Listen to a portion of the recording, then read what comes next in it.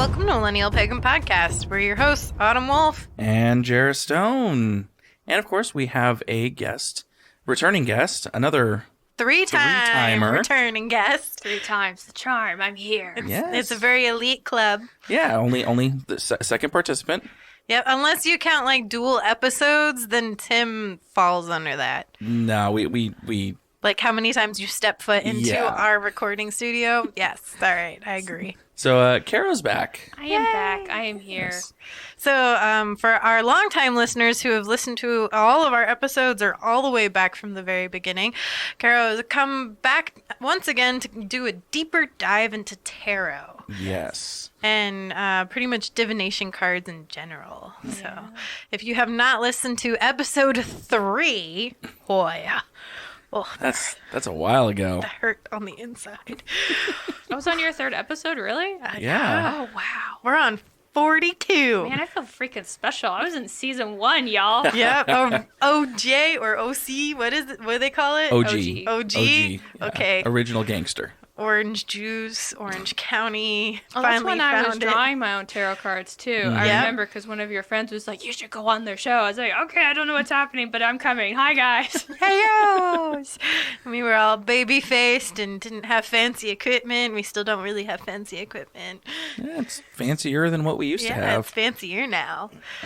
But so, hello, how have you been? You've released a book and had it actually published since the last time we talked. Every time I come on your podcast, like my life like does like some major drastic change. So like when you guys contact me and like you want to come back, I was like, what the fuck is gonna happen now? Like I'm not ready for this. Because the first time I came onto your show, I was in the middle of trying to decide if I was going to resign from teaching or not, and then afterwards I made the leap and I did it, which was really painful. And then when I came on your show the second time, I had just left a publisher and was venturing off into something new. And so since then, I actually joined a creative studio. And they saw that I was organized, and they were kind of like, "Hey, you want to be like help us organize things?" And right now, I'm currently the operations director for the company. So I'm like just overseeing people going, why are you late? Why are you costing me money? Explain yourself to me. I like it. And you've gotten more ink since then too? Yeah, I think I've gotten like... I think the octopus was there. Octopus was on the first one. Yeah, the octopus was new on the first one, animals, and then I added Ratatosker on the back and gave him some acorns to chase. And then since then, I added on the Norse compass and then Fenrir as well. Because last year was probably one of my roughest years emotionally. And it was kind of like the year where I was just going to like break free of doing the things that people kind of expected of me and just kind of like fuck off, I'm doing my own thing. Mm-hmm. I've been pretty happy with that. It's got some stressful moments, not going to lie, but pretty good. But I'm still like kind of sitting at this table going, what the fuck is about to happen now? Dun, dun, dun. Every time I come on this podcast, so I'm like, but every time it gets better. It does get better. It's a growing pain thing. Ooh. Yeah. Yes. So how are you been, Autumn? So how are you, Jera? I went to your birthday. It was great. Yes, I had a birthday. Yes. I got old. We went to the Ren Fair, which is a yearly thing, which I think I mentioned when we did our episode on the Ren Fair. Yeah. You went to Disney. I went to Disney. I had a freaking blast. Definitely. So, big reason why we wanted to go to Disney is because I'm a huge Star Wars fan, and they just opened up, the Star Wars land. So. You are? Oh yeah. I mean, you should. You of all people should know this. I just walked through your living room. It's very evident. Yes. Yeah, he did go, look at what I got all over, and I was like, goodness. But I do have to say, so the big ride just opened like a month ago, which is Rise of the Resistance. And actually, Sunshine and I work some magic, and because they have like boarding passes that you have to get, and if you don't get in the park by opening time, then you're pretty much screwed. And I've kind of kept like a tradition going. Anytime I go to Disneyland, the very first thing I do when I go to the park is I actually go up to the firehouse, because above the firehouse is Walt's apartment, where the lantern is that always stays lit. Mm-hmm. Just because whenever he was in the park, he would turn on a light to let all the cast members know that he was there. After he passed, they left the light on. So anytime we go, I always have to go and say hello to Uncle Walt. Mm-hmm. And I just sat there. I was like, help us to get on this ride today. Just please. So just kind of like, asking a deity for a favor. And ancestor. And ancestor, yes. I'm just going to be like, we just talked about ancestors. Yes. I was like, that much worship behind him. He's deified in some aspects. I will say that. But so we're getting ready. Like the time's coming down. You're hearing the announcements. In 5 minutes, you can start making your boarding passes. So we're just sitting there, just waiting and waiting. And 8:00 hits. I hit the button. I start going through everything. I hit the button that says, "Join a boarding pass." Join a boarding group, and the app shuts down. And Sunshine is trying to do the same thing. She's hitting it, and it says boarding pass unavailable.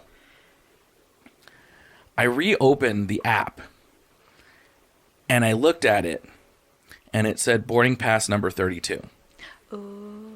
So great number because it's the first half of the day. And I kind of looked at Sunshine and said, We got boarding pass 32. She starts freaking out because she said that we were going to get boarding pass 32.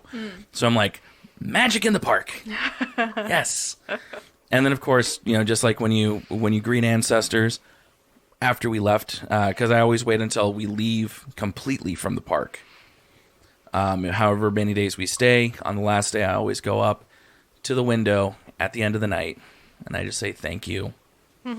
Just for everything. So, and it was actually a lot more energetic this time, like a lot more moving for me. And it was it was a lot more special for me this time. Got you. So, yeah. Well, we finally got Disney Plus, so I have a little of Disney happiness for myself, and I finally got to watch the new animated or live action Lion King. And if you have not seen it, they kind of add a little bit more to the conversation of what the circle of life is and the importance of the king. And it just kind of rounded it out, made it a little bit more real. And there's a point in the original movie when Mufasa's telling Simba all about the circle of life, and then they go hunting at Zazu. So that conversation is a little bit fuller, and I start tearing up. I'm about to cry, and then Zazu lands and starts giving his morning report, and I'm literally like, "Fuck you, Zazu!" And then I'm like, "But that's totally a Zazu thing." And yes. Knowing Zazu's done by John Oliver, this is a thing that really kind of our generation gets to cherish as a 2-part, like, fourth wall break thing. Because when Simba goes to jump at Zazu to surprise him, he goes, "It's the news!" And it's like, yeah, John Oliver, but it's also such a Zazu thing. Yeah. So it's like everybody who's older than us or doesn't know who John Oliver is like, that's Zazu, that's true to the character. And then all of our like children get to grow up with the same character, but we also get to enjoy John Oliver going, "It's the news!" So I loved it. I thought it was hilarious. So yeah. But yeah. Everything's fun. Yes. So that's my Disney piece for the episode. But anyway, let's go ahead and dive into some tarot stuff. Yes. Yeah. Ooh. So, if you haven't listened to the original episode 3, we gave kind of an overview of what tarot is. We're going to kind of dive in more into the cultural aspects, specifically at first, like how to find a reputable reader and how to tell that they are reputable, and stuff as a customer of a tarot reader. So go ahead. Oh, okay, straight into that stuff. Huh? Yeah. That's exciting. Yeah. Jump in with both feet right into the cards. I know, we're not even holding back there. Nope. So I've only gone to tarot readers who are recommended to me by friends. And if somebody recommends a person to me, it's like, I hear that this person is good. What do you mean that you hear that they're good? Like, are they good? Did you actually go and talk to them? Are they accurate? Things like that. And it's like, oh no, I just heard that they're good. So of course the next thing I do is I go jump on Yelp or whatever, right? And I go see what kind of reviews that they have. But you have to be skeptical about reviews as well, because there's services that you can spend $20 and they'll just flood your whatever with like positive reviews. Oh. Yeah, so the recommendation by a friend thing is pretty huge for me. Also watching a track record it's kind of interesting how many tarot readers are starting to do readings on YouTube. Mm-hmm. There's one guy, and his name is Aphrodite. His name's Anthony. Obviously, there's the pun there. And he uses Sailor Moon cards, and he does what he calls, like, celebrity, what is it? Oh, I can't remember what it's called. But he basically goes and he does tarot readings for celebrities, and, like, the amount of times that his readings have come true have been, like, absolutely terrifying for me. Like, for people who don't really know a lot about stuff that goes on YouTube, like, last year around this time, there was what we called Dramageddon 2, which basically happens with the people who do makeup. Mm-hmm. And he did a prediction about not only was somebody's tour going to get canceled and like, who was behind it and everything else. He did this prediction like 2 months, and then like when it happened, like me and one of my other friends who watches tarot like on YouTube were like, "Did you see that? Did you see that? Oh my God! Now this card is going to come. There it is!" You know, we were just doing stuff like that. Nice. Was this when Jeffree Star got kicked out of YouTube? No, Jeffree Star's still on YouTube. He ain't going nowhere. But there has been a lot of drama surrounding him recently. There's always drama. Well, yeah, because he and his bae, it ended up splitting up, which I would also like to point out that he predicted that as well. And we were all like, no, we can't. We need true love to happen.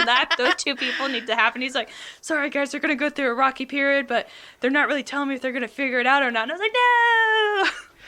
So I kind of enjoy like YouTube videos like that where it's like you can actually look back to it and say, holy crap, this was accurate. I like it a lot because there's accountability with it. Mm-hmm. The accountability is really huge for me because people who don't know what they're doing and they go out and they do these readings don't want people to go back to these videos and be like, you said this and then this completely different thing happened, because that's just egg on face. Yeah. So I guess in relation to your question, how to know, you find people who know. You find if they've got a good track record, and you also have to trust your gut too, because I've like walked over to a couple of like street people and thought about it and then like got within like 5 feet, and then of course like bells go off and I'm like, yeah, just change my mind and walk off like every time. So but I've also got like a sixth sense for like what I call faker tarot readers, so very low patience and tolerance for that bullshit. What are some of the warning signs that you would say if like you're in the middle of a reading or you're watching somebody get a reading, like you're allowed to watch the person give a reading that tells you that maybe no? Okay, so the big warning sign for me is if they don't let you shuffle the cards. That's a huge warning sign for me. Or if you shuffle and then they reshuffle them. And I'm not just saying that to be weird. I'm saying that because that's a con card trick where basically people who are really good at counting cards will see where you put the cards and then they'll realign them to however they want you to be. A big warning sign for me, though, and this is open for debate. I would love to hear opinions on this. Tarot readers who have waiting rooms are a really big red flag for me. Just because, for those of you who don't know, in the military, we were taught to do behavior analysis, body language prediction, all this other stuff to basically pick up on a lot of stuff that you're telling us without actually talking. And tarot readers who want to fraud you, they do that too. Mm-hmm. I've seen it. Yeah. So if there's a waiting room and you know that there's not a client in there and they're just cleansing the room, you can't hear me, listener, I've got air quotes, and they're cleansing the room. That's a big red flag for me. Penn and Teller did a bullshit episode where they actually pointed out like one of their tarot readers who did this, and it was so shameful. I was just so embarrassed because not only did she do that, but then she had to retake like her title to make it sound longer and more important like by the third time, and I was just Yeah, no, I actually remember seeing that episode. That's actually one of my favorite episodes because it does call out a lot of the bullshitters. Mm-hmm. But there's also like some even they said there's some unexplained stuff that does happen sometimes. Mm-hmm. So yeah, and then another red flag for me when it comes to people who do tarot, and I don't know if anybody practices divination, but for me it's a full body experience. I can't do more than 3 readings a day. So when I hear that somebody's got back to back to back to back to back, I'm like, well, hold on now. When do you take time off? Like, when do you like go and reground yourself? Because one of the things that happens with tarot is that when you do readings for other people, you're not just talking to them, you're talking to the folks that are hanging out around them spiritually, and then you're picking up on their emotional trauma and like all this other stuff. That's why for me, like after 3 readings, like I just need to go have like a whiskey and we'll go watch some anime and just like take a breather for like a minute because I can't do this anymore. Well, and I've kind of done that where it's multiple readings in one night. Actually, not this last Halloween, but the Halloween before, we had a Halloween party, and we actually set up one of the rooms to be a tarot reading room where I would do 3 card pulls. That was my limit, but I did probably about 15 by the end of the night. It hurts for you. Oh, but I took like small breaks in between. I was like, okay, I have my hookah here. I got a shot of whiskey here. Mm-hmm. But by the end of the night, like I was flat on the ground. Yeah, if you took a shot of whiskey after every time you gave a reading. Not every time. but yeah, no, I kind of I identify with that. You know, it can be very draining, and to do multiples in one night. I mean, there's only so many times you can shoot your load. Yeah. Then I guess the last warning sign to actually watch for is if they do a reading and they get wrong, and then they turn around and say, "I need you to focus more." Anytime they turn around, they put it back on you, then they don't know what they're doing. So those warning signs again are reshuffling after you shuffle, or not letting you shuffle at all, having a waiting room, doing too many readings in one day, and then obviously redirecting things that don't go right back onto you. Those are all the big warning signs. So yeah. Very good.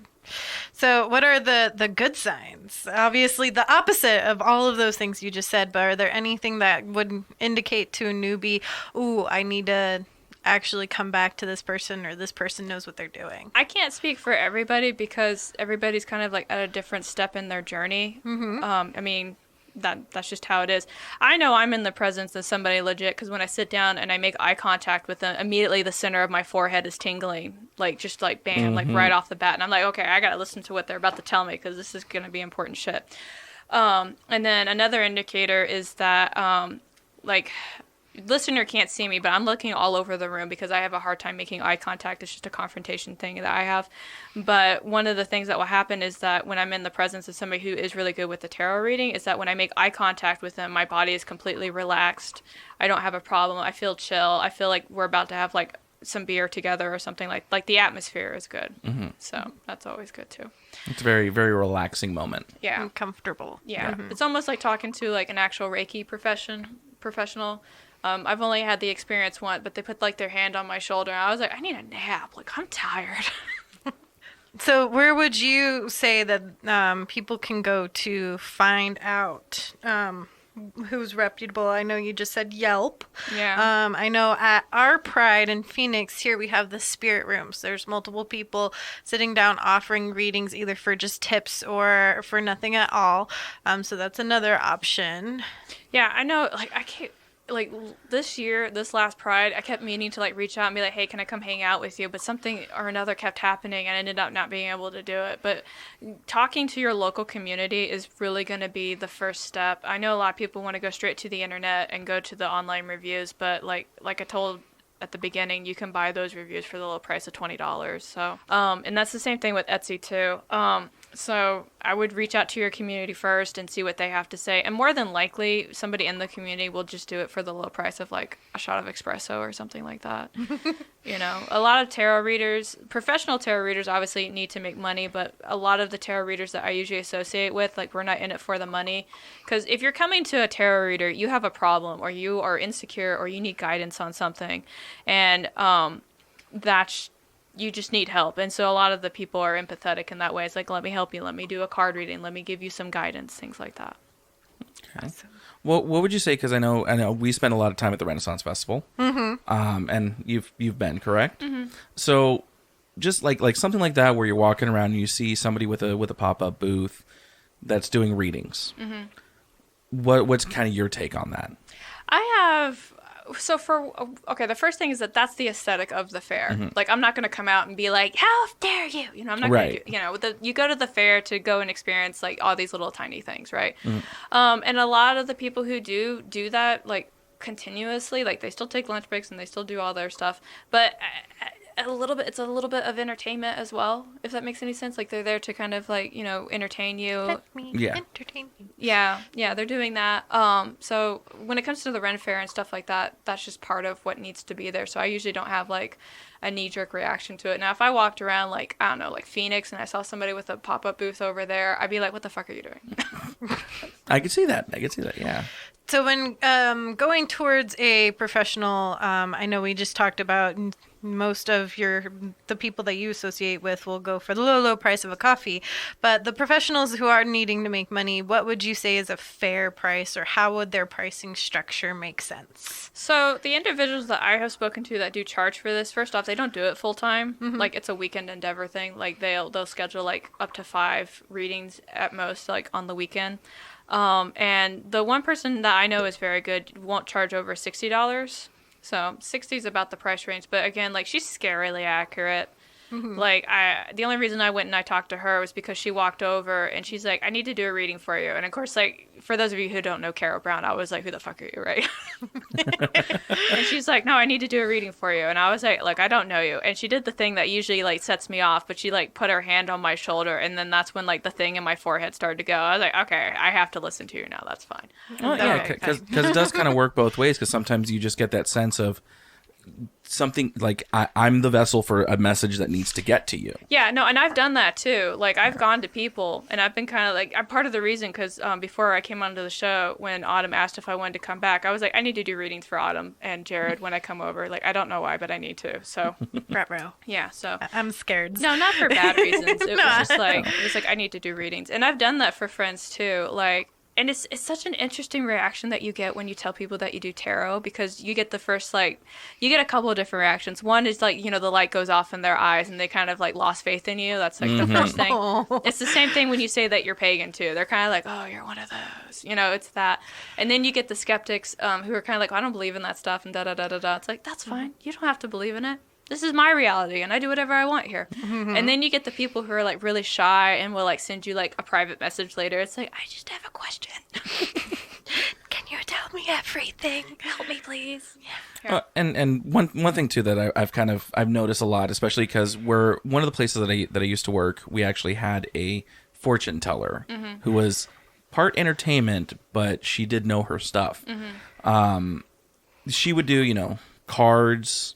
She would do scrying. She would do palm reading. You know, all those, depending on what needed to be done. What are, like, are those kind of like the all encompassing, like what people should do together, or?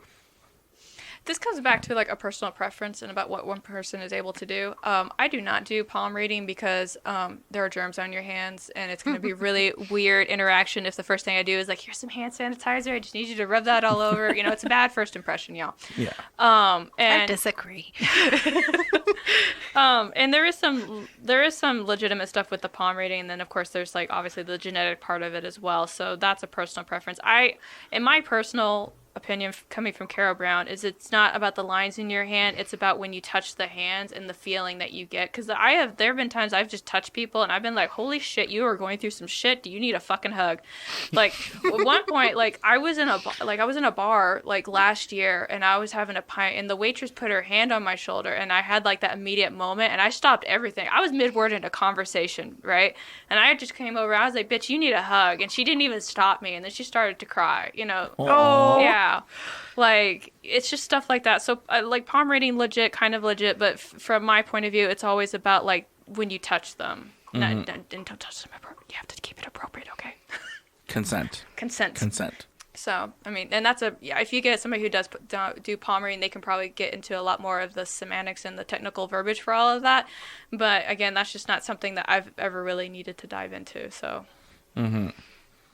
Yeah, I just kind of see, like, you know, Hollywood has really mystified it and made it this whole big thing. Yeah.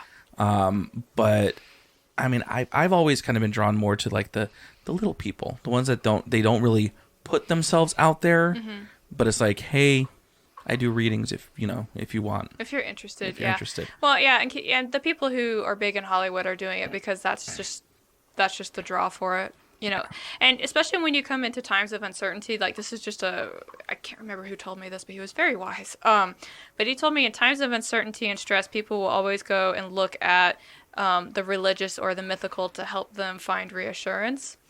So when you always notice that there's a rise in these individuals when people are afraid and when people are unsure. So, yeah. I like that. Awesome. So let's kind of switch gears and talk a little bit about if some of our listeners are thinking about starting tarot. How would you go about helping somebody pick their first deck? So, great question. I'm actually writing a book all about a lot of what we're talking about today because what happened is I got a deck and it was really hard for me to read. And I was just like, you know what, I just need to make my own reference because I flipped through 3 different books just to find out the meaning of one card sometimes.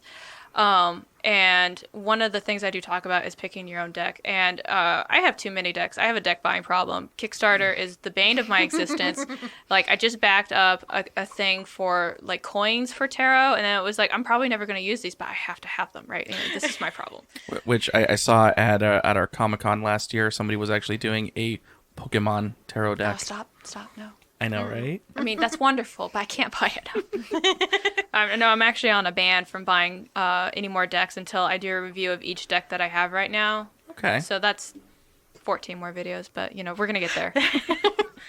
But in regards to picking your own first card, it really, to be true, like, I had one lady when she wanted to learn tarot, and she said, I went and got this deck from Barnes & Noble, is that okay? And I was like, you could have gotten it from Barnes & Noble or Amazon or whatever. It's whatever you want to use. Like, there's no wrong answers. You'll probably get a different deck at some point, too, so, like, don't stress it.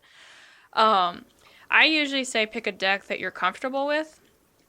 Before we started sitting down talking, I was talking about the 3 decks that I brought, and of course one of the things I said is whoever picks the deck in the box, I'm gonna have to take longer for because I'm not very good with that deck. And you know, when you first start off, you should obviously work with something that one you're comfortable with. It has maybe some icons that you're okay with, and obviously is of good quality. I'm a really big stickler on good quality cards. I could probably talk a long time about that. But, you know, there's nothing wrong with starting with the Rider White deck. There's nothing wrong. That's one of the first 2 that came out outside of Thought Deck. Thought Deck's very strange, very chaotic deck for me. So I don't usually recommend that right off the bat. The Rider White deck is pretty good. A lot of people like the Dreamscape deck. It's very beautiful, but the symbology in that can also be really confusing at times. These decks, these other 2, Revelations I think is a really good starter deck. I'll have to give you the name so that way you can put it in the video description. But what I really like about the Revelations deck is that it's got the upright and the inverse meaning visible on the card. So it's a really good mental trigger for that because a lot of people have misconceptions that when you have the tarot card and you have it inverse, it just means the opposite meaning. And there's a couple of cards where it's like, no, it does not mean that at all. A really good example is probably going to be the 3 of Swords and the 10 of Swords. When those cards are inverse, it means it's worse. Like, you're not just depressed, you're suicidal. You haven't just been betrayed, you're, like, homeless now. Like, it's... Oh, wow. Yeah. Oh. Yeah, so... And that's what I really like about Revelations. And, of course, the colors are really vivid. The card quality is very good. That's obviously the deck I would tell people to start off with first. And it's also the deck that you can have out in public as well. If you, at some point, want to take clients or you just want to practice with people, making sure that you don't have a sausage pack or a pair of titties pop out on the coffee table, that's a really good thing. Yep, we just talked about that. We were talking about that with a bunch of Celtic decks. Yeah, I was making a tip in my hat towards the Celtic community because anytime they make their cards, they always have to have like a sausage that goes all the way down to somebody's knee, and it's like, come on now. At least make it believable. I know, like, I get it. Your theme is fertility. I understand. Just stop. So about that quality, how can you tell that a deck is going to be of quality before you purchase it? Before you purchase it, you gotta go ask somebody. Or after you purchased it, how do you know it's gonna last you a couple of years? I'm kind of happy that I brought these 3 different decks now because they are all of different qualities. So, Revelations is definitely going to be a deck that's going to last a lot longer just because it has a gloss finish on all sides. So the really nice thing about having a gloss finish is that it's an extra barrier protection. Now, the downside, and you guys can't see this, listener, but like along my card, like Autumn can take a look and she can see it's been scuffed where the cards have been pushed together. Yeah, and that's just because there's not an extra barrier right there, unlike my Cosmos deck that has the golden finish all around it. So these cards are going to last a little bit longer. Now, the inevitable truth of it all is that your cards are going to fray and they are going to scuff. The question is, like, how fast do you want it to happen? Now, I have my Druid deck that was made by Obad, and beautiful artwork, by the way. Absolutely love it. Card quality is trash. Like, you can feel it. Yes, like so There's a roughness to it. yeah. Yeah, and then It's like a matte finish, and then you can even tell like some of the scuff marks on the back of the card because of the color. Like, and I've only maybe shuffled this deck like maybe 3 times. Oh, and it looks okay. like it's been done more, right? Yeah, it looks a little older than that. Yeah, so this is my special occasion deck, and anytime somebody's like needs to use this deck, I'm like, you gotta use overhand shuffle. No, that table shit. No, it's gotta be overhand. Overhand okay. only. Yeah. Gotcha. Yeah, so these decks I can do a riffle shuffle with, which for those of you who are like, what the fuck is a riffle shuffle? It's the typical shuffle that poker players use, you know.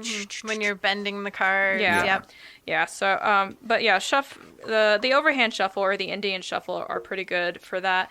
And if you want to read for other people and you just want to make it clear to them, it's like, please don't do that with my cards. Yeah. Yeah. Yeah. I mean, those are your cards. You paid money for those. Yeah. One thing I will mention, because I've seen a lot of these cards start to pop up, and I've been like, no, is that they've got a lot of cards that are kind of like all black with like some kind of intricate like design, either in white or gold on it, and they look beautiful. Don't get me wrong, but they put them on white cardstock, and what's the first thing that happens? The corners fray. Mm-hmm. Makes them look extra trashy. Just letting y'all know. Mm-hmm. Yeah. For any creators out there. Yeah. Right.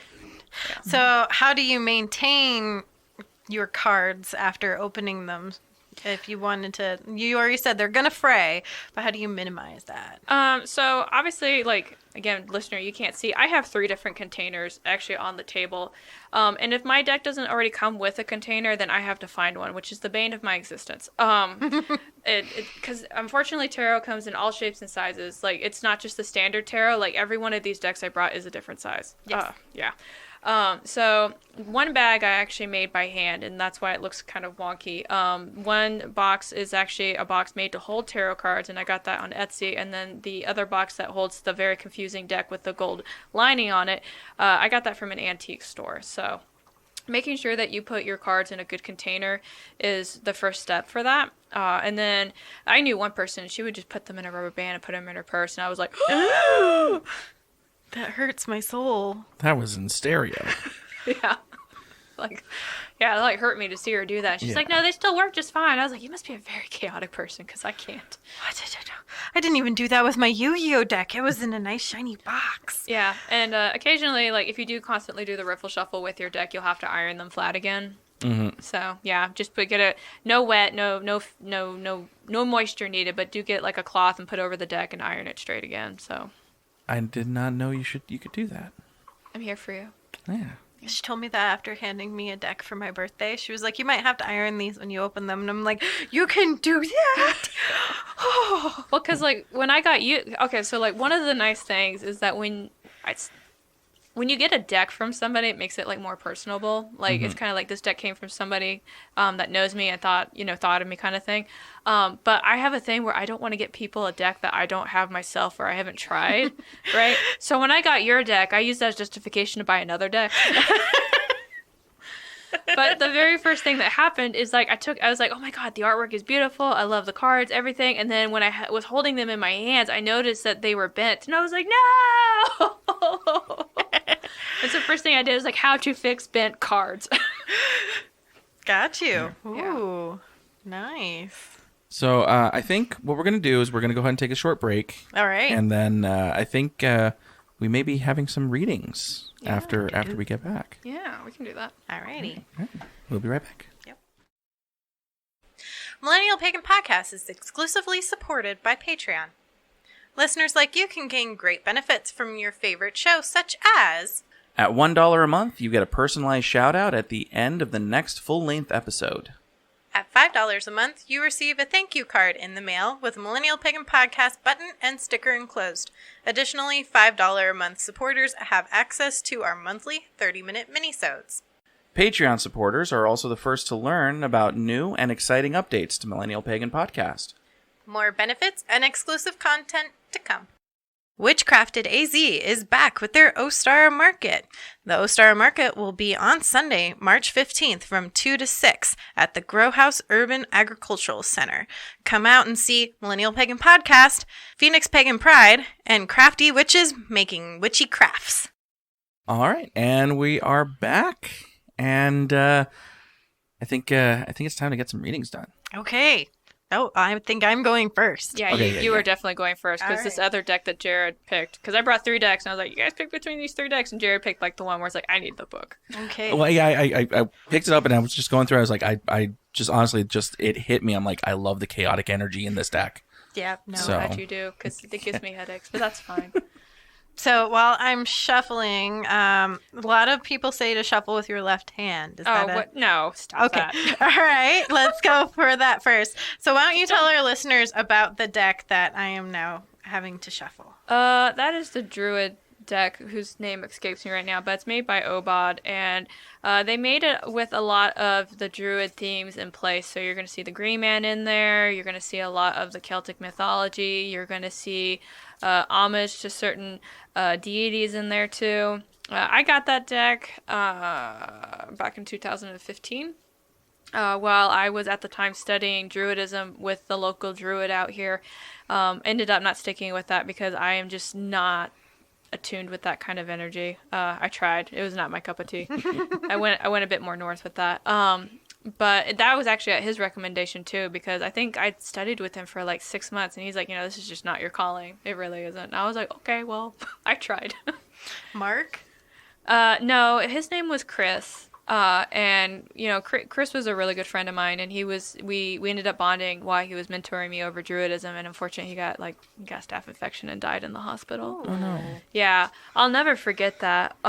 Because when he got sick, I was trying to help out, and I would take his mom to the hospital now and then.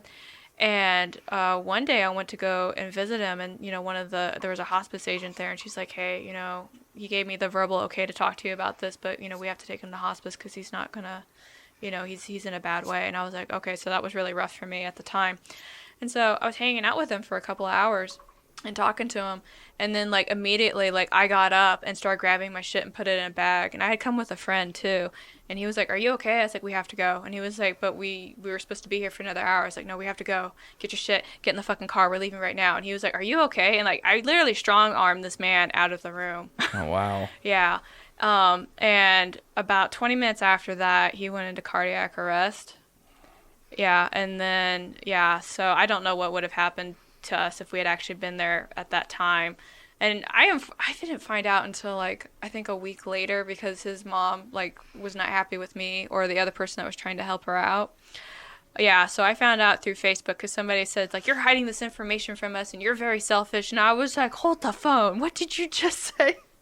Oh jeez. Yeah. So, but yeah, my friend is convinced I have the site. So he's like, when people are about to die, you have to let me know. I was like, I don't freaking know. That's not nice. Yeah. Anyway, so I feel like I'm never going to be satisfied, so I'm just going to put them down. Okay, that's totally fine. What kind of spread do you want to do? Because we totally did not talk about that. I am not very familiar with any spreads other than the 3-card spread. I didn't even have a question in mind when You I was didn't have a shuffling. I was question? just shuffling. That might be the problem. No, How about no? You re-instruct me as a good person who's supposed to be getting a reading, what I'm supposed to be doing while shuffling, I guess. After. No, you don't always have to have a question. Okay. I mean, obviously, it kind of helps with the direction of the reading, and that's totally fine. I've had people who's just said, "I just want a reading and I don't have a question." I'm like, "Okay, well, we'll see what the cards have to tell you." And I have to warn people, it's if you go into this and you're like, "I just want to see what the cards have to say," it's usually gonna be a bitch slap. Oh. Yeah.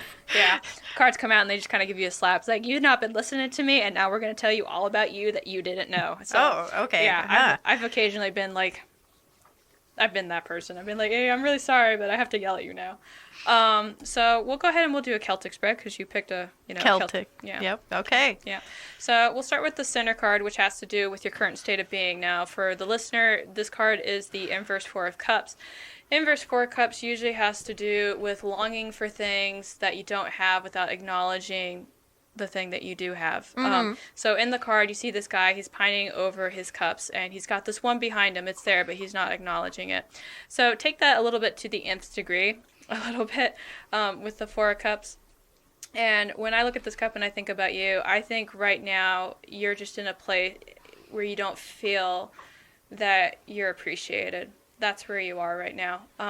You want to be more appreciated, you're not getting any acknowledgement, you're not getting any affirmation, and so this leaves you pining and not really depressed, but I can tell, like, it's an emotional place that you've quietly tucked away. Sorry, not to get too personal. No, go ahead and get personal.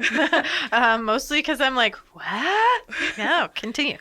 So the obstacle with this has to do with the inverse star. So the inverse star is all about opportunities, new beginnings, and things like that. When I think about this, I think about things that could have happened but didn't quite happen. And I hate saying this, but when I'm looking at the card and I'm thinking about you, it has to do with a lack of follow through and a lack of aggressiveness on that. A little bit passive. There were some opportunities that were probably slotted to come your way and they weren't chased. So those are gone. So the reason that you feel this way is because of doors that weren't walked through. Or in this case, I would just encourage you to kick them down. Yeah. This is where you are right now. New year, new you. Okay. New doors to kick down. Got it. So at this point, the Celtic Cross kind of gets a little creative because on the left and the right, we talk about recent past and soon to be future. And we also talk about what's going on in your brain versus what's going on in your heart. So I'm going to do it that way because that's the way I understand it the most. So we'll go ahead and take a look at your recent past first. And for that, you have gone through a lot of changes and a lot of growth, and a lot of it has been kind of chaotic, but it's always left you with a renewed sense of energy. I pulled the rebirth card, which basically has to mean that new things are coming. So it's been a lot of transition that's been going on, which kind of makes this Four of Cups make a bit more sense because I think on top of you needing things to affirmate and help you feel better, you also are at a point where you probably need some stability. Or at least some kind of constant routine that you can stick to more regularly. So that's my first thought there. So for recent future, we have the Hangman. No. Yeah, there's that weighing I was telling you about. Oh, yeah, it's upside down. Yeah. It's so dingling. The Hangman is a really fun card for me. I always see this card as a good thing because this card has to do with seeing things from a different perspective. It also has to do with letting go.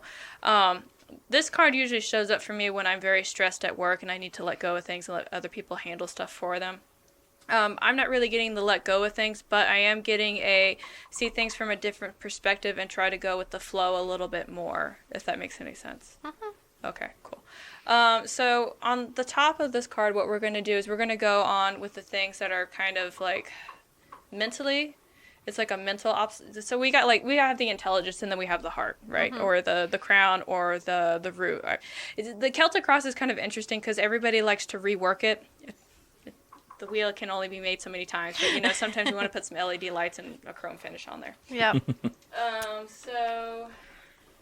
Ooh, Ten of Swords. Oh no! Oh my goodness, your mind is your worst ally in this. There's a lot of negative talk, yeah, your negative talk is out of the roof, honey. Oh my goodness. So the Ten of Swords usually has to do with like betrayal, or backstabbing, or just being in situations that don't make you feel good. This isn't a thought that you got. This is a thought that some guy, I hate saying it's a guy, but some guy put into your head and you've never let go of it. It's the root of a lot of insecurity, and that's been in your heart a lot. You haven't encountered this person recently, but this person's been showing up in your brain a lot more. Maybe, again, in the middle of the night, you keep thinking about this shit this asshole said to you. It's not true. And you need to not let people like that have power over you, because that is going to fuck up everything else that goes on with you. The thing with negative self-talk and focusing on the negative experiences that we encounter is that it does actually change our brain chemistry, and it will always lead into a depressive fit. So this is one of the times where you do need to be more assertive with, or at least aware. Be aware of when you're doing the negative talk, and then learn how to detach yourself from it. So, you're getting yelled at today. I'm so sorry. No.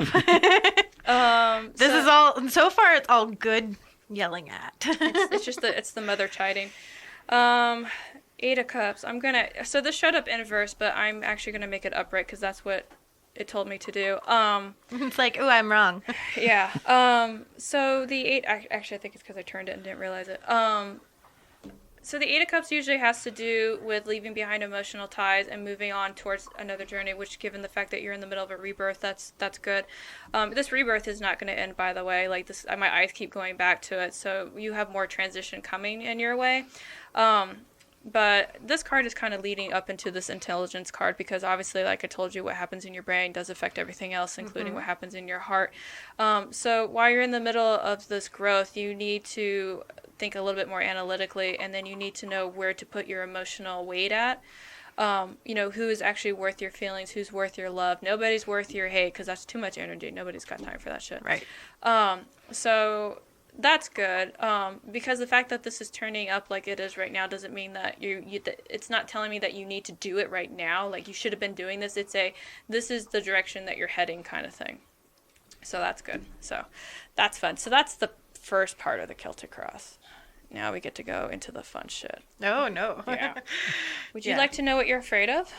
Sure. Okay, you are afraid. I don't think I get to choose. You are afraid of getting trapped into situations without an escape. So the Eight of Swords in this is depicting a woman that is tied up and she is blindfolded, not in the fun kinky way, and she is surrounded by swords. Now normally when it's upright, her feet are still free. She can still walk out. Is she going to cut herself in the process? Yeah, but at least she'll get out, right?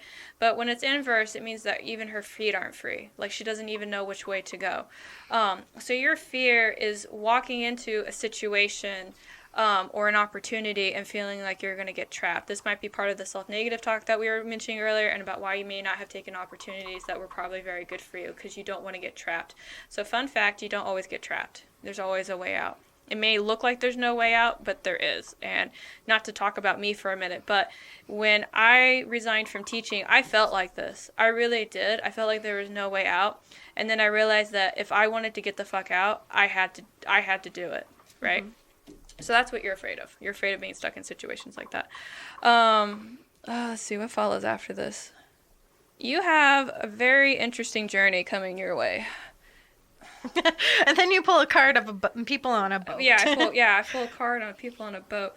So the card that usually comes after fear is about hopes and dreams and things like that. But in this case, I know that you can see the card. I keep forgetting the listener can't see the card. I pulled the Six of Swords. Six of Swords usually depicts a group of people on a boat, and they're on some journey going somewhere. Now, interesting thought that I usually have with this card is that while it does have to do with going on an interesting journey, the Six of Swords for me has always been something related to the internet. So there is something involving the internet and a journey that is possibly coming your way, or you already know about it and you just haven't made that choice yet. So there's that. Now your obstacle in this is going to be whoever the fuck this asshole is. Like, I don't know if you're still talking to him. Like, can you please stop? I pulled the Lord in reverse. The self-negative talk, the fear, the everything, that's what's going to stop you from going after these opportunities that you really should be having right now. And unfortunately, when it's the Lord, this is somebody that you actually did or do have a very high amount of respect for. And what's worse is that this is a very strong authority figure as well. And so earning the shun from this person could possibly earn you the shun from social circles, but I can already go ahead and tell you that it doesn't really freaking matter, because at the end of the day, your outcome, which I pulled just now, is going to be the King of Pentacles. The King of Pentacles is one of my favorite cards. It's somebody who's very comfortable. They've built a good home for themselves. They look after their people. While this is a material card, and usually people see this as somebody who's in charge of their finances, I see it's somebody who's in charge of their world. So that's your rating. I don't know what else to say. No, the Ten of Swords kind of makes sense. In a way, my ex has been popping up in my dreams a lot, and it's not like I'm actively thinking or seeking that person out. Mm-hmm. It's just they've been actually in my dreams. So when you said somebody who's been meeting you in the night, it was like, yes, and there was a lot of emotional abuse in there and a lot of controlling problems there. So, and then when you're saying the Lord, I'm like, he's not an authority figure over me anymore, but I see where you're saying that. And it's like, okay, I can understand that, and that there's a lot going on with like rebuilding myself after that. Mm-hmm. So that's a little interesting. You'll be fine. It'll be great. It's just fascinating. Yeah, one thing I usually like to do is I like to pull the bottom card. I call it the hidden card, and I usually like to see what else it has to say. And the world in reverse it's interesting because it's almost like the wheel for me, for what comes around goes around. But for you, when I look at the wheel in reverse as the hidden card, what goes around will only come around if you start pushing the wheel, if that makes sense. So This goes back to the earlier initiative thing. You need to do things more. Sorry, friend. That's what the cards have to say to you. Okay. There you go. I like it. Your deck is going to be a freaking pain in the ass. Oh, yeah. But I'm ready. So the reason I love the Cosmos deck while he's pulling it out and I'm putting these cards away because it is beautiful. It is 78 cards made by 78 different artists, and they all have to do with the star constellations. And it's a very beautiful spiritual deck that gives me a fucking headache every time I look at it. But it's always been the deck that when I have a very serious problem or I have a very serious question, I will go to that deck, and it's not been wrong yet. You said it's okay to riffle this deck, right? You can riffle that deck. Okay. Yeah. Sorry, I'm like, yeah, that's fine. It's okay. Maybe that will show you who's boss. Maybe. Because just something just told me you need to riffle. It's not. It doesn't want to be gentle. It's not gentle with its readings at all either. Like my friend who recommended me that deck, because when I get a new deck, after I do the interview with the deck to figure out what's going to be used for, I try to use the deck for a couple of weeks so that way I can have a better feel for it. And this was the deck that she recommended to me. And one day I was just doing my daily readings because I do them every day. And so I took a picture of the cards and I was like, hey, I don't know what you're not listening to, but now they're talking to me. And I came to do my reading today, so I'm just saying. But it was like her getting lectured about not doing the thing that she really wanted to do. And I was like, you should probably just do that thing. And she's like, oh, I'm not quite too sure about it. And like, for 2 days after that, I kept getting readings for her. And I was like, I'm going to stop using this deck because it's driving me nuts. I have to say, like, when we were talking about the quality of the cards, I mean, I can really feel this deck is it's a good deck. Really good quality. Yeah, it's got gloss finish on both sides. The sides of the cards are sealed. It is really easy to work together. I have one that's very thick cardstock, but it's got like a really like matte finish on it. And I love that, but the problem is that when you go to like shuffle them, there's a drag, so you're like forcing them to like yeah. Move. All right. So what am I doing for you today? I think basic 5 card spread. You want to do 5? Question in mind? Anything? I've been questioning a lot about my career path recently. Like, kind of, there's a lot of. Oh, you need a 9 card spread for that. Sorry. 9 card. Okay, we'll do a 9 then. Sorry, I've done that before. I've done that. Yeah. No, You're not getting what you asked for. No, because what happens is that when you ask a question about a career, it's not just a question about should I be taking this job or should I be doing this thing, but it also affects your family and your well-being and all this other stuff, so I always have to pull 9 cards for it. So the first thing that we got is the Magician in reverse. Hold on, I gotta move this mic while I look at this. And now she leans over the cards and reads. Well, and this is something that I kind of do when I do readings is I first and foremost let the cards kind of tell me what's going on, tell me the story, just kind of looking at the images and kind of just drawing from it what it's trying to depict. And then after that, then I go into the book and try to make heads or tails of it. I see a clock. I see a boat. You see lots of things. The bottom row here is going to be about your emotional well-being. This one's going to be about the physical. I'm going to have to come back and check this one out. The Magician in reverse is an interesting one to pull first because the Magician is usually the person that's connected to everything, and he's been around the block. He's seen everything. He's made friends. Usually his card has all the suit icons in it. And he's a worldly person that people go to for advice. However, when it's inverse, it's a manipulation card. And it means that this person who does know all these things is using it to their own benefit. So there's that. And then following that is the 7 of Air, which is actually the 7 of Swords. Similar thing to... So there's no bad cards, air quotes, in tarot, but there are cards that when I see them, I go, fuck. And the 3, 5, 7, and 10 of Swords are definitely cards that make me go, ugh. So my thought on this is that somebody's told you something. They've sold you some kind of opportunity or some kind of idea, but it's not what it seems to you. This information's definitely been manipulated with the intent to make you think that this is the thing that you should be doing. Whether or not you decide to do it, you can, but I would encourage you to actually do a lot more due diligence on that. I don't get an idea that this thing is bad, but the reason this person wants you to do it is bad. Actually, I want to read this bottom row first because this has to do with your intuition and your emotional well-being. So, and the reason I say that is because on the very bottom here, the High Priestess card shows up, and High Priestess is all about being into. So where it's interesting because where the magician is in tune with everything because he's physically seen it and he's done these things, the High Priestess is the flip side of the coin. She is aware and she is connected to the world because she is empathic. She is emotionally aware. She is in tune with everything. Just like when the waitress touched my shoulder and I knew she needed a hug. That kind of thing. That's that person. That's this moment that's happening. And what I'm seeing from this is that there's a sense that you feel like this is something that you should be doing, and following this is actually going to be the Eight of Earth, which is the Eight of Pentacles, and this has to do with kind of planting the seeds to harvest at a later time. Whatever this thing that you want to do, you know it's going to take time, and you know it's going to have to, you're not just thinking about like what I need to do right now to maintain for my family. You're thinking your 5-year plan down the road kind of thing. That's what that usually represents. And then following that is going to be the King of Fire, also a very good card. I usually don't fuck with the King of Fire because obviously he's all about motivation and inspiration. He's obviously in charge of his realm and things like that.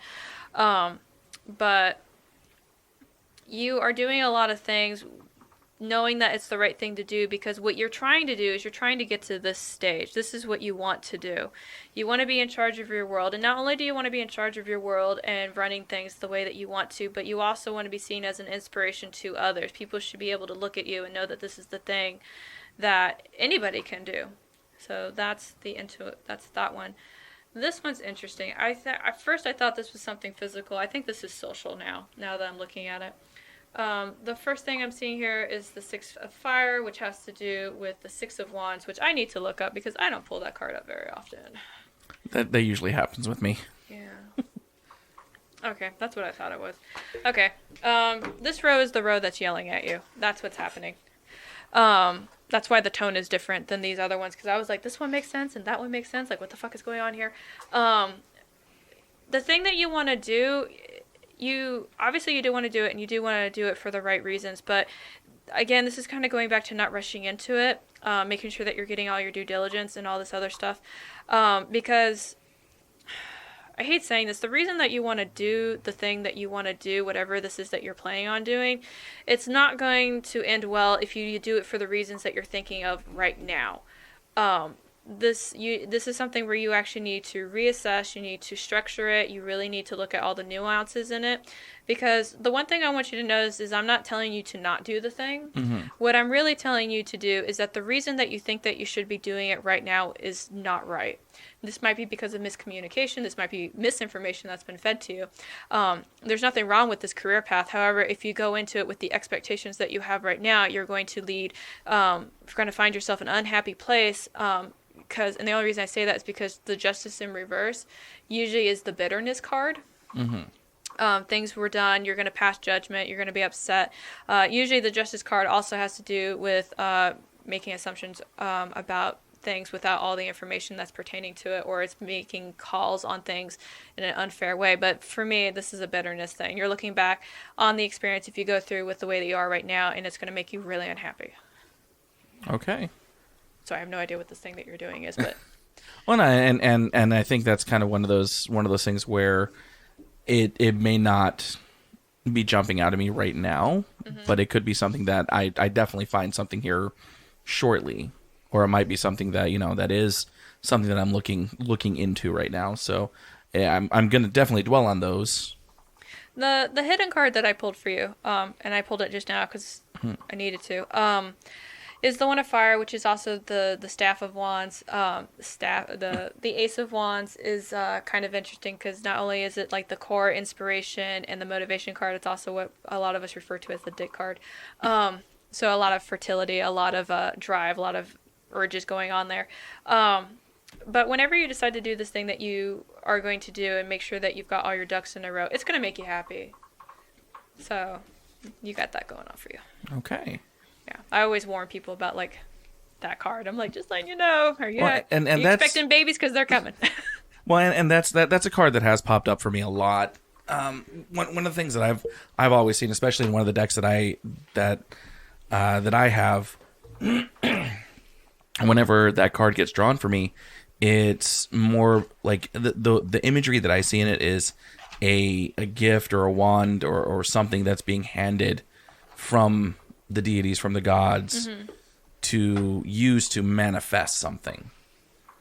Yeah, I usually see it. It kind of depends on the reading. Like I said earlier, like the baby comment. Like I did a reading for one lady, and I was like, "Are you expecting babies?" And she like looked at me like that big eyed, like, "Oh!" And I was like, "I'm just saying, like, if you didn't think you were, I think you are. Maybe go talk to a doctor." And actually, that's something that I want to bring up now that I said that. Carrow deeply frowns on tarot card readers giving medical advice. I really do. You know. Don't tell people to go off their meds. Don't tell them what to medically do to fix themselves. Just tell them to go see a doctor. Like, hey, I think you should go to a doctor, and just walk away at that point. It's a big pet peeve. I've met tarot card readers who do that, and they told one person who had depression to go off their meds so they could think better, and that person passed away 2 weeks later. So. Oh, jeez. Yeah. So, it's a hard place in my heart. So. Mm-hmm. That's when you meet the sword. Yeah. Oh, I have plenty now. I have lots. Yeah. So, I know with the cards, I mean, we kind of just did kind of like a traditional deck. Mm-hmm. Now, I know there's other types of divination cards, like one that I hear a lot of are oracle decks. Mm-hmm. What's the difference? Structure, really. So the way that tarot was made was actually established back in the early 1900s. Mm-hmm. Some very nice people got together and made a book where they talked about the tarot cards and all of their symbolism and what all these different things mean. And they also went ahead and talked about how you should read them. But with oracle cards, it's kind of like I decided to make some cards, and this is what they mean. So, oracle cards are usually not going to have the same amount of cards that a tarot deck is going to have. Tarot deck is going to have 78 cards with 22 majors and 56 minors after that. A lot of oracle cards that I've encountered are usually about 20 cards, and they're going to be themed for a certain thing. Sometimes they are themed after the planets, sometimes they're themed after stuff in the solar systems. But yeah, that's really the big major difference. You know, they'll all have different themes. They will all be used for a different purpose. One person I know has an oracle deck that they use to, for fun to solve unsolved murders. Like, they'll pull out their cards and, try and see if they can figure out who actually did it or things like that. Oh. Yeah, so the only oracle deck that I have actually right now is the one that came with my Cosmos deck, and this one's named after the planets and some stars and other galaxy things, which I kind of appreciate. But again, it kind of still follows that very chaotic feeling of this deck. I don't really use oracle decks very much, just because, in my opinion, while they are very pretty, they don't really serve a big purpose for me. That's not to say that they don't serve a big purpose in general. There's one professional card reader I know that anytime he does a card reading, he always pulls the oracle cards out right after he does the initial reading. So it's just not a thing that I connect with, but it is a thing. Okay. Awesome. I think you had one more question on there. Oh, there's a common misconception that your tarot decks should always be gifts. Now, obviously, you just gave me a gift of a deck, but you have purchased plenty on your own. Do you know where this came from, and how would you scream at somebody about debunking it? It probably came from the same people who did the only shuffle with your left hand thing. Just like any other hobby or any other recreational activity, you're going to have people that want to apply rules and standards to it that aren't actually a thing. Now, if one person says that you should always shuffle with your left hand, you say, okay, thanks, and then you just continue to carry on with your good self. But it's always easy to tell when you're talking to somebody irrational, because you can see it in their eyes that they're looking for something to have control over. And so sometimes it comes in like little tiny ways where they want to have control over you by telling you how to do things. Why are you lowering your eyes from me? What's going on? I don't want you to see it in my eyes. Oh, you're fine. I wouldn't have asked to come back onto your podcast if I didn't want to hang out with you. Yeah. Yeah. I have friends. You got friends. But yeah, a lot of the individuals who come up with rules like this are basically looking for a sense of control. And so, like, I forgive them for that and I ignore them for it at the same time.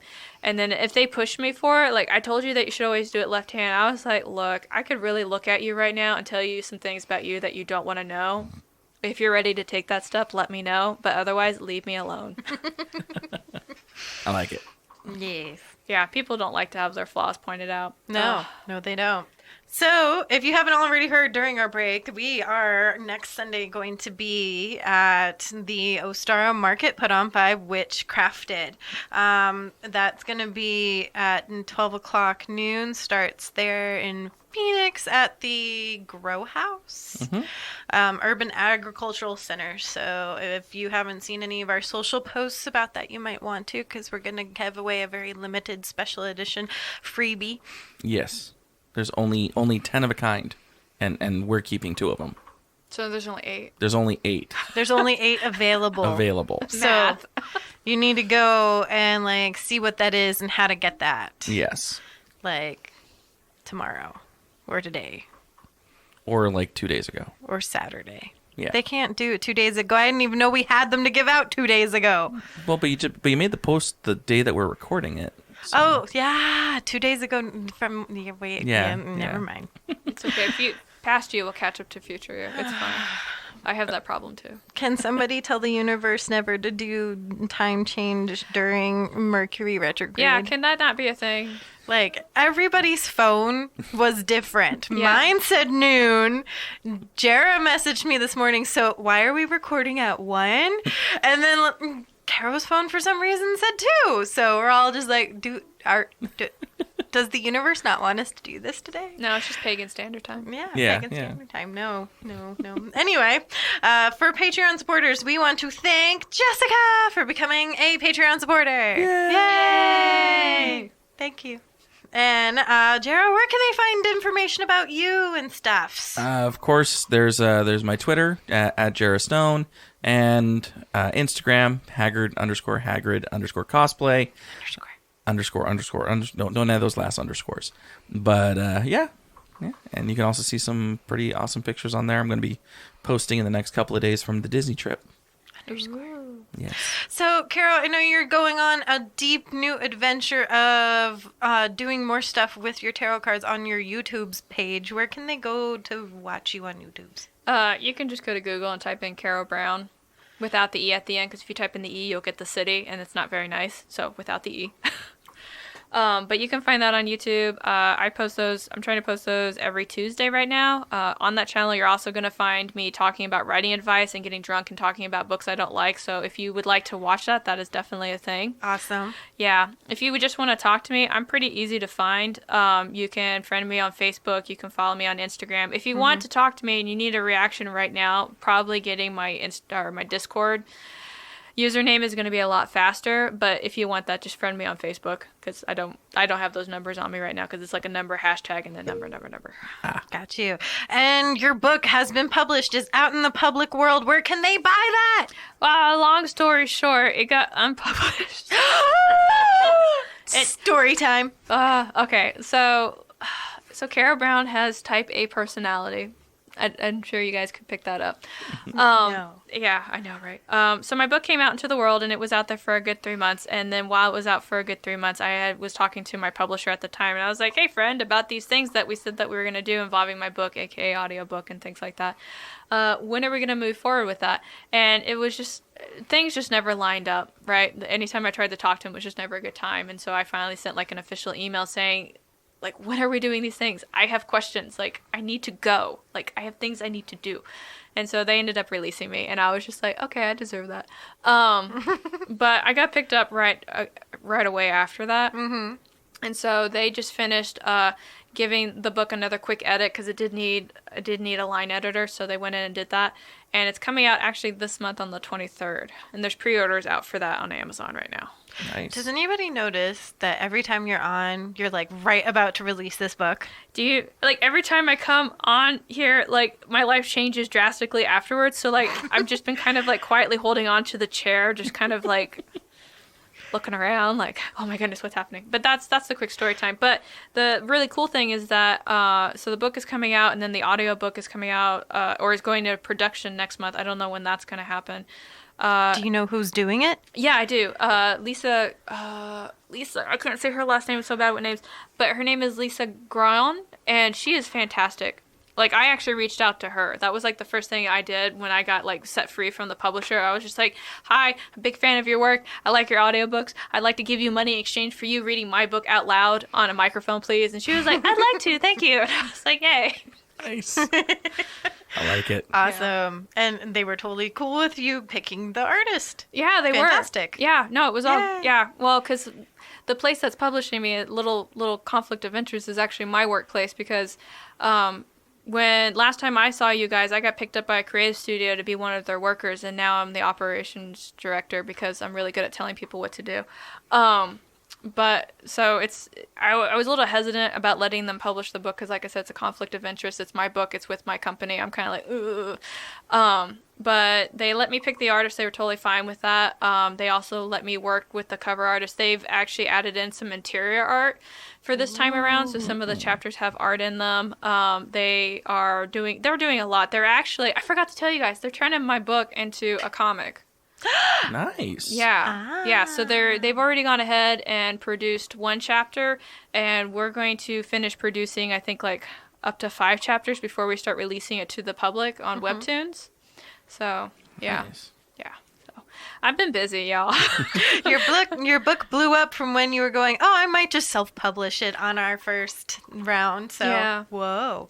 Yeah, and, big shout out to your fans, too, because, like, some of your fans, like, reached out to me and it's like, hey, we bought your book and we listened to you on the podcast and you seem like a good person. And I'm like, oh, thanks, strangers I don't know. You're pretty cool, too. Awesome. Gotta love that. Carrow Brown. Yes. And you can find her on the Instagrams. You can find her book. Is it still Queen of Swords and Silence? Yes, it's still Queen of Swords and Silence. That's the book's title. So it's coming out for pre-order now, and it'll be out next month. No, this month. This month. 23rd. This month. Okay. 23rd, The 23rd. Ooh. Yeah. Ooh, yeah. New art. New art, new everything. Yeah. No, it's been a ride. I was telling my boss, like, I can't wait for this book to come out because I'm just gonna like go to Fahiti. Like, I'm not really gonna go to Fahiti. I'm just gonna sit in my living room and like play Zelda or something. I don't know. But nice. It's like giving birth twice. It's rough. To the same baby. Yeah. It's like we were only supposed to come out once. Like, ooh. Anyway, you can find me. P.S. Placenta.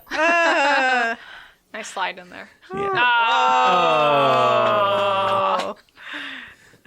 Okay. You can find me, Audible, on Facebook and Twitter. And you can find my blog at Autumn Ironwolf or Ironwolf Circle at WordPress.com. And you can find us, Millennial Pagan Podcast, on Facey Space and on Twitter and on Instagram. That Instagram is also sort of kind of my Instagram because I'm not going to have 2. Sorry. Sorry. One more big shout out since we recorded last time with Nama. She did have the baby. Yay! And big welcome to the world, little one.